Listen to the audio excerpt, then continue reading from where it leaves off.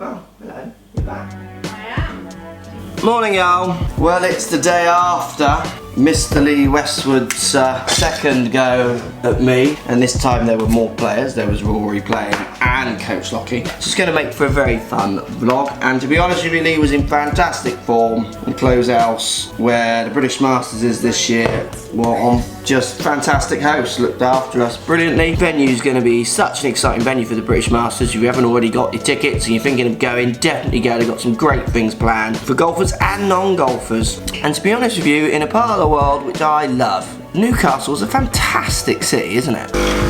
So it was a long drive back yesterday. Spilled some with some trouble on the way on the roads, but we got back in the end.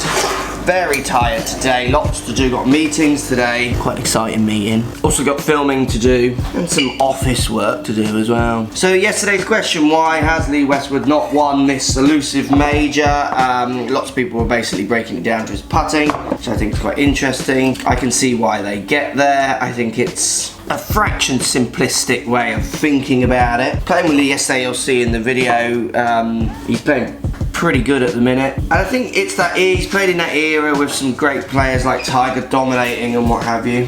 And then I think if you look at some of the other major winners who have won in that time, you wouldn't argue that they're better players than me. So for me, I think it's very much timing, about peaking at the right time. So today's question kind of leads on from that. So what makes the tour players that higher standard? What is it between like your good amateur or your PGA pro up to that tour player that makes the big difference? I've played with quite a few now. I know my ideas and answers. Love to hear yours. Hit those comments down below. What makes a tour player so good? Hit that thumbs up button while you're down there, and don't be afraid to hit that subscribe button either.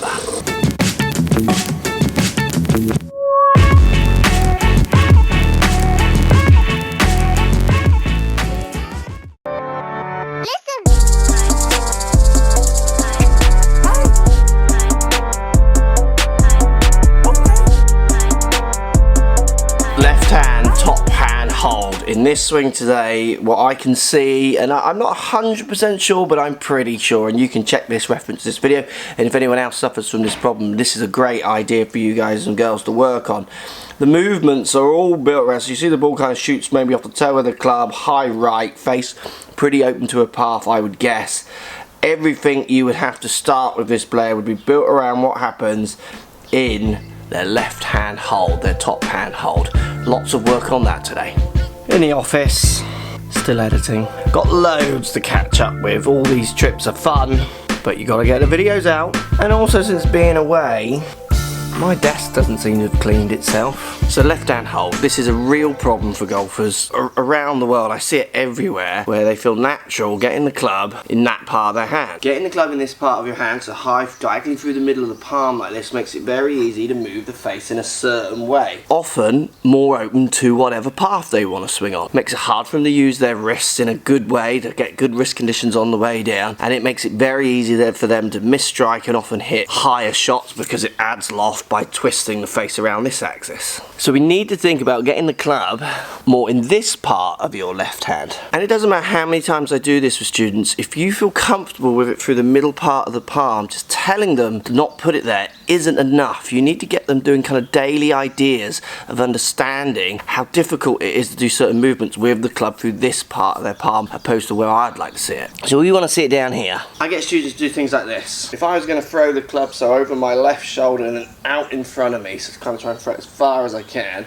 I want them to feel how they put the club through their hand. Everyone puts it there, because if I'm going to use these kind of actions where I get a little bit of radial and I also get my wrist flattening with my left arm, I am going to feel more comfortable, powerful throwing this club this way, which was a similar action, basically this way, with the club in that part of my hand, so near the base of your fingers. If I try and do that action from where you've got it up through the middle of the palm, I feel like it's going to really hurt my wrist if I throw that with any kind of speed. So for me to throw it encouraged me to do different movements like we see from you, trying to change paths, trying to compensate for what that grip is doing. So what you can do this idea of chucking it from over your left shoulder out in front of you, feel where it is in your hand, and then simply bring it down to where a ball would be. You can look down and see 2 or 3 knuckles while having it in this part of your palm. It's really going to encourage you to start using the face in a very different way in relationship to the path, and probably make you hit some much better shots.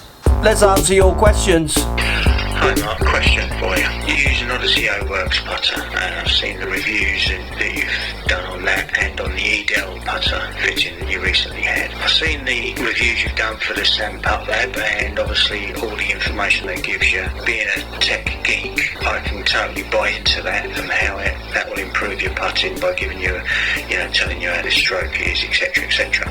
For an amateur, mid to high handicapper like myself, what would you consider would be the best route to get a putter fitting? I like the idea of the Edel, but I also like the idea of the O-Works and the Sam Putt Lab. So your views on that would be appreciated. Thanks for that. Great vlogs. You and Coach Lockie, superb videos. Thanks very much. Good question. I am using the Odyssey putter that I've used for a while. This has just got the new face on it, an extra line, which I'm actually not that keen on that extra line at the moment. And I did really like the Edel fitting and the putter that came. I could easily game that, no problem. I'm just quite like sticking with putters, to be honest. I'm not massively into changing. Now, reference putter fitting, definitely something like Sam Putt Lab's going to really give you some good information on where you strike, the direction, the loft you deliver, where the face points at impact and at address, which then will allow the fitter to give you maybe a fuller fit, allowing you to kind of experiment with different lines, see if that helps you line up. Different shapes might help you line up, might deliver different impacts from different shapes, that kind of different neck positions that might inspire a different feel for you. But again, like with all the fitting questions I get asked, you need to think of your fitting more as a lesson than a purchasing opportunity. So what I mean by that is you want to go to learn about what you do good and what you do bad, and learn about how the equipment can help you and often cannot help you, and that will give you a better idea of what you really need to improve, while hopefully at the same time finding a piece of equipment, a putter, that helps you move in that direction. Think of a fitting as a lesson, not just a buying opportunity.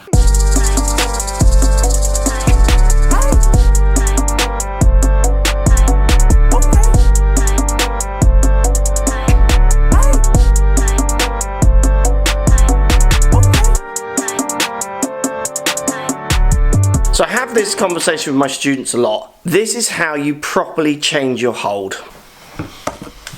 When you pick things up, you spend a second putting it in that position. Anything. And you even have a little pretend movement. And you do this when people aren't looking, if you feel self-conscious. This makes people change their grip. You pick it up, you put it in your position, too high through the palm, and make a few actions and feel how your wrists move. And then you move it into that lower position and you feel the difference. It's getting golfers to feel the difference that makes the difference.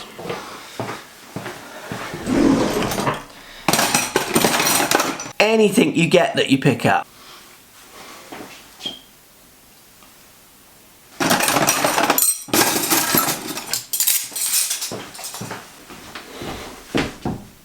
It's that daily familiarity, that repeat, that will change this. Not just hitting balls on the range. Trouble with hitting balls on the range is there's an outcome. There's something that kind of moves you away from wanting to change, because sometimes the outcome is worse because it feels different. Picking things up and familiarising yourself with that feel, whatever it is, every day, and moving it around, definitely always makes an impact on how golfers change their hole. That in turn changes the outcome, often for the better. There we go. Thanks for watching. What a busy week. Remember, post your comments down below. What makes a tour pro? Why are they so good? What's that defining factor? Down there, hit those comments. Remember, hit the thumbs up button if you're loving the daily vlogs, as always. Hit that subscribe button. Oh, I've just remembered, I've not done the competition winner today, have I? Bear with. Twitter followers, here we are. Gonna go through and choose one. Yeah. Who have we got? Thomas Young. Thomas Young, you have won yesterday's TP5 golf balls. More golf balls ready for Monday's vlog. I think we'll do an Instagram one for Monday, so head over to Instagram, favourite a post that will appear between now and Monday for your chance to win the TP5 TaylorMade golf balls. Let me know what you're playing this weekend as well. Get those comments up down below. Are you playing? Let me know. See you all on Monday. Have a great weekend.